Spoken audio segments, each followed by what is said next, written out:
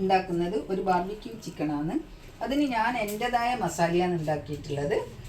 ആദ്യം ഞാൻ പിരിയമുളകും വെളുത്തുള്ളി ഇഞ്ചി പച്ചമുളക് പിന്നെ കളർ കിട്ടാനായിട്ട് ഒരു കഷ്ണം ബീട്രൂട്ടും ചേർത്തിട്ടുണ്ട്. എല്ലാം കൂടെ ഒന്ന് വേവിച്ച് കുറച്ച് വിനാഗിരിയും കൂടെ ചേർത്ത് വേവിച്ചെടുത്ത മുളകാണിത്. ഇത് ഞാനത് അടിച്ചു വെച്ച മസാലയാണ്. ഇതിൽ ഞാൻ എൻ്റെതായിട്ട് ഞാൻ 2 ഈ ക്യൂബ്സ് ഇടുന്നുണ്ട്, ചിക്കൻ ക്യൂബ്സ് മാഗീൻ്റെ. അതും കൂടി അരച്ച് പുരട്ടി വെച്ച ചിക്കനാണ്. ഇതൊരു 4 മണിക്കൂർ ഞാൻ ഫ്രിഡ്ജിൽ വെച്ചതാണ്, പുരട്ടി ഫ്രിഡ്ജിൽ വെച്ചത്. ഇനി ഇതിൻ്റെ മേലെ ഞാൻ ഒരു മുറി നാരങ്ങ ഒഴിച്ച് കൊടുക്കുന്നുണ്ട്. ചിക്കണിന് ഒരു ഫ്ലേവർ കിട്ടാൻ വേണ്ടിയിട്ടാണ് ആ നാരങ്ങ ഒഴിക്കുന്നത്. എന്നിട്ടൊന്ന് നല്ലപോലെ ചേർത്തിളക്കാം. നമുക്കിത് ഗ്രില്ലിലേക്ക് വെച്ച് കൊടുക്കാം. ഞാനിത് ചെറിയ പീസായിട്ടാണ് ചിക്കൻ ആക്കിയത്.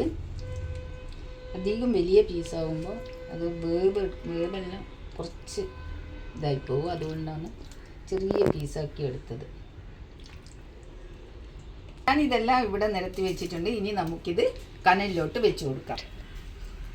ഇത് നമുക്ക് ഇതിലോട്ട് വെച്ച് കൊടുത്ത് ഇനി അല്പം ഓയിൽ ഒന്ന് സ്പ്രെഡ് ചെയ്ത് കൊടുക്കാം.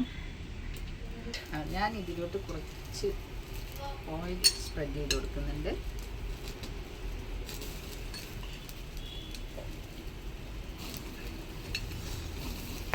ഞാൻ ഇനി ഇതൊന്ന് തിരിച്ച് വെച്ച് കൊടുക്കാം.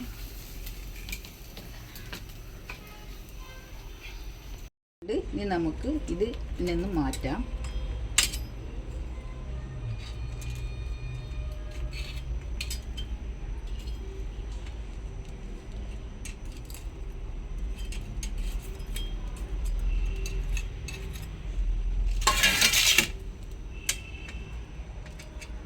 ഞാനിതൊരു പ്ലേറ്റിലോട്ട് ഇട്ട് കൊടുക്കുന്നുണ്ട്. ഇതിലോട്ട് കുറച്ച് ബട്ടർ ഒന്ന് പുരട്ടി കൊടുക്കാം. എങ്കിലാണ് നല്ല ടേസ്റ്റ് ഉണ്ടാവുക ഈ ചിക്കൻ കഴിക്കാനായിട്ട്.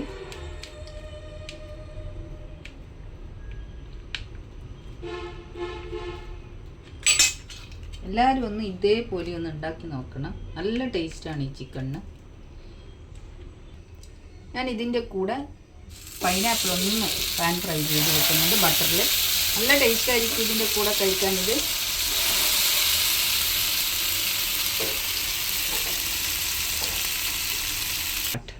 അങ്ങനെ എൻ്റെ ബാർബിക്യൂ ചിക്കൻ ഇവിടെ റെഡി ആയിട്ടുണ്ട്. ഇതാണ് ഇന്നത്തെ നമ്മുടെ ഡിന്നർ. ചപ്പാത്തി ഉണ്ട്. ഇത് ഒരു ഇതിനെല്ലാം കൊടുക്കാനായിട്ട്, പാർട്ടിക്കെല്ലാം കൊടുക്കാനായിട്ട് നല്ലൊരു മെനുവാണിത്.